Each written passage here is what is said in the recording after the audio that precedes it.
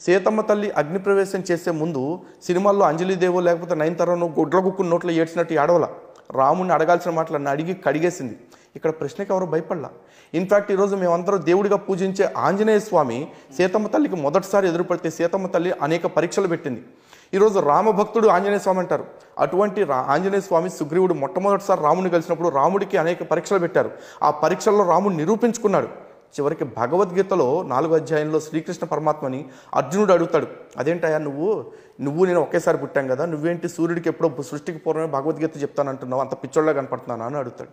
అలా అంటే కృష్ణుడు అరే మూసుకుని వినకుండా నువ్వు నన్నే క్వశ్చన్ చేస్తున్నావా అని ఎట్లా అర్జునుడి ప్రశ్నకి సమాధానం చెప్పాడు. ఎందుకు?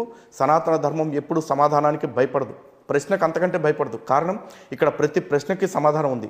సనాతన ధర్మంలో నాకు సమాధానం తెలియని ప్రశ్నలు అనేక ఉండొచ్చు, కానీ సమాధానం లేని ప్రశ్న ఒక్కటి కూడా లేదు. అది సనాతన ధర్మం గొప్పతనం.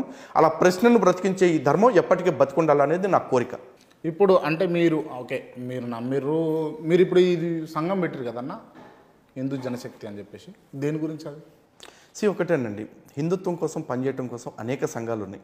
ఎలా అయితే దేశాన్ని కాపాడటం కోసం మిలిటరీ పనిచేస్తుందో, బిఎస్ఎఫ్ పనిచేస్తుందో, ఆర్మీ పనిచేస్తుందో, నేవీ పనిచేస్తుందో, అలాగే అన్ని వ్యవస్థలను కూడా భారతదేశం లోపల కూడా మనం ఆర్ఐఎఫ్ అని, లేకపోతే కంపెనీ సెక్యూరిటీ ఫోర్స్ అని చెప్పేసి, లేకపోతే పోలీస్ వ్యవస్థ అని చెప్పేసి, మళ్ళీ ఆ పోలీస్ వ్యవస్థలో కూడా రకరకాలు ఉంటాయి. ఐపీఎస్ ఉంటాయి, స్టేట్ పోలీస్ ఉంటారు, హోంగార్డ్స్ ఉంటారు, ఎంతోమంది ఉంటారు. ఇన్ని వ్యవస్థలు ఉన్నా కూడా ప్రజలకి రక్షణ కోసం ప్రతి పౌరుడు ఎంత బాధ్యతగా పనిచేయాలని చెప్పేసి డిపార్ట్మెంట్ వాళ్ళు చెప్తూ ఉంటారు. అలాంటి బాధ్యతతోటి దేశాన్ని కాపాడటానికి వాళ్ళు ఉన్నారు కాబట్టి ధర్మాన్ని కాపాడుకోవటం కోసం మాలాంటి వాళ్ళు ఉన్నారు. స్వామీజీలు పనిచేస్తున్నారు, పీఠాధిపతులు పనిచేస్తున్నారు. వాళ్ళతో పాటు మాలాంటి హిందూ సంఘాలు కూడా వ్యక్తిగత బాధ్యత తీసుకుని పనిచేస్తూ ఉన్నాయి. ఈ చేసే క్రమంలో భారతదేశంలో ఎవరైనా దానికి సంబంధించిన సంఘాలని, సంస్థల్ని, లేకపోతే పీఠాలని స్థాపించుకోవచ్చు అని చెప్పేసి రాజ్యాంగంలోనే ఆర్టికల్ 26 నాకు స్వేచ్ఛనిచ్చింది, హక్కు ఇచ్చింది. ఆ హక్కును ఉపయోగించుకుని నేను దాన్ని రిజిస్ట్రేషన్ చేయించాను. రిజిస్టర్డ్ ట్రస్ట్ ద్వారానే నేను వర్క్ చేస్తున్నారు మీరు. అంటే మీ సంస్థ ఉద్దేశం ఏంటి? సనాతన ధర్మాన్ని పునరుస్థాపించడం, హిందూ రాష్ట్ర సాధన కోసం ప్రయత్నం చేయటం. హిందూ రాష్ట్ర సాధన కోసం ప్రయత్నం చేయడం అంటారు. ప్రయత్నం చేసే క్రమంలో మీరు ఎంతమందిని ఇబ్బంది పెడుతున్నారా? ఎంతమంది మనోభావాలు దెబ్బతింటున్నాయి? ఒకటి అదే చెప్తున్నాను. ఇందాక స్టార్టింగ్లోనే చెప్పాను. ఈరోజు ఉల్టా చోర్ కొత్తవాళ్ళకు డాంటే అనే సామెత మీకు వినే ఉంటారు. తెలుగులో చెప్పాలంటే మొగుడిని కొట్టి మొగసాలకి ఎక్కినారు అని చెప్పేసి ఏదో పాత సామెత ఉంటుంది.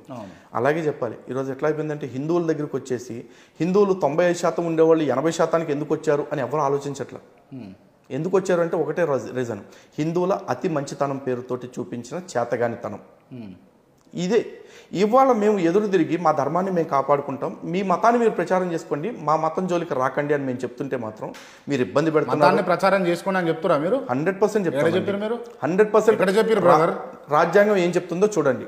రాజ్యాంగంలోని ఆర్టికల్ 25 ప్రకారం నేను అదే చెప్తాను. ఒక పాస్టరు, నేను అడుగుతా, ఒక పాస్టరు ఊర్లల్లో ఓ మైక్ పెట్టుకునో లేకపోతే బైబిల్ పట్టుకునో గ్యాంగ్ తోటి పోయిండే అనుకో, అటాక్ చేయలేదా? అటాక్ చేసిన సందర్భాలు లేవా? నేను అది చెప్తున్నానండి. ఈరోజు భారతదేశపు రాజ్యాంగం ఇచ్చిన మత స్వేచ్ఛ ఏమిటి అనేది ప్రతి ఒక్కళ్ళు చదవాలి, ఆర్టికల్ 25ని. కానీ ఆర్టికల్ 25 ఏమీ చదవకుండా మాకు మత ప్రచార హక్కు ఉంది అంటాడు. నీకు హక్కు ఇవ్వాల, స్వేచ్ఛనిచ్చింది. నీ స్వేచ్ఛ యొక్క పరిధి ఏంటో తెలుసా? నీ చేతికర్ర నా ముక్కును తాకనంత వరకే. ఎప్పుడైతే నీ చేతికర్ర నా ముక్కును తాకేదాకా వచ్చిందో అది నాకు ప్రమాదం అయింది. ఆ ప్రమాదం వచ్చినప్పుడు దాన్ని అడ్డుకునే స్వేచ్ఛని, హక్కుని అదే రాజ్యాంగం నాకు ఇచ్చింది. ఈ రాజ్యాంగం చెప్తున్న ఆ మత స్వేచ్ఛ ప్రకారం ప్రాక్టీస్, ప్రీచ్, ప్రొఫెస్ అని ఏదైతే చెప్తున్నారో అదంతా కూడా freedom of conscience and public ఆర్డర్కి లోబడి ఉండాలి. అంటే ఎవరైనా ఒక వ్యక్తి నీ మత కేంద్రానికి వచ్చేసి ఏమండి నేను మీ మతం గురించి తెలుసుకోవాలనుకుంటున్నాను నాకు చెప్పండి అంటే నిరభ్యంతరంగా చెప్పుకోవచ్చు. కానీ అచ్చోసిన ఆంబోతులాగా ఎళ్ళకాడికి వచ్చేసి నా మతం గురించి నేను చెప్తాను, నీకు నచ్చితే నువ్వు, నచ్చకపోతే పో అంటే ఇక నా స్వేచ్ఛ ఉంది అక్కడ? నిన్ను అలా తిరగమని రాజ్యాంగం చెప్పిందా? చెప్పలా. నువ్వు రాజ్యాంగం ఇచ్చిన హక్కు ఏంటో, స్వేచ్ఛ ఏంటో నువ్వు తెలియకుండా నాకు హక్కు ఇచ్చారని ఇళ్ల మీద పడి అచ్చోసిన ఆంబోతుల్లా తిరుగుతానంటే అడ్డుకోవటానికి ఒక వ్యవస్థ కావాలండి. This is cognisable. అడ్డుకో తగిన నేరం. ఒక మర్డర్ జరుగుతూ ఉంటే కళ్ళ ముందు వాడి రాజ్యాంగ ప్రకారం వాడికి శిక్ష పడాలి అని చెప్పి నేను కూర్చున్నాను అనుకోండి, ఆ హత్య చేసినోడు కాదు మర్డర్ చేసింది అక్కడ.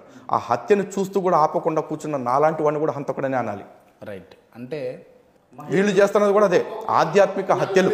వీళ్ళు చేస్తున్నది ఆధ్యాత్మిక హత్యలు అండి. ఒక్క నిమిషం, ఒక విషయము. ఇప్పుడు మహిళలు ఉన్నారు, హిందూ మహిళలు అంటే చీర, గాజులు, లేకపోతే అంటే ఒక తెలిసిపోతుంది నీకు, అంటే ఒక దేవత లేకపోతే దైవం అని చెప్పేసి మనం పోల్చుకుంటూ ఉంటాం కదా. ఆ విధంగా అంటే వస్త్రధారణ ఆ విధంగా ఉండి మనకు కనబడుతుంది హిందూ మహిళల నుంచి.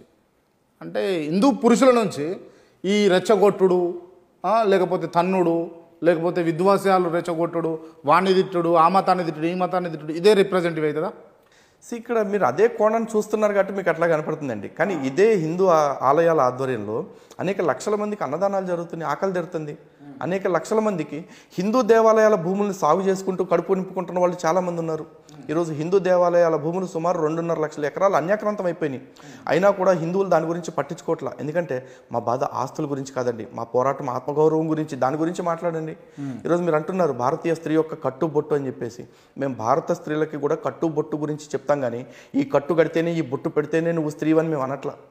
కారణం ఏంటంటే ఈరోజు మేము కోరుకునేది ఒకటే, స్త్రీలు బాగుండాలి అని చెప్పేసి అనుకుంటున్నాం అంతే. భారతీయ స్త్రీ బాగుండాలి అని ఎందుకు కోరుకుంటామంటే భారతదేశానికి ఇంతటి వైభవం, ఇంతటి ఉన్నతి ఉండటానికి, ఈరోజు ప్రపంచవ్యాప్తంగా ఇంతటి గుర్తింపు ఉండటానికి కారణం మొట్టమొదట స్త్రీ. వినాస్త్రీయ జననం నాస్తి, వినాస్త్రీయ గమనం నాస్తి, వినాస్త్రీయ జీవం నాస్తి, వినాస్త్రీయ సృష్టి ఏవం నాస్తి అని చెప్పింది మా మనుధర్మం. అలాగే ఎత్ర నార్యంతు పూజ్యంతే రమంతే తత్ర దేవత.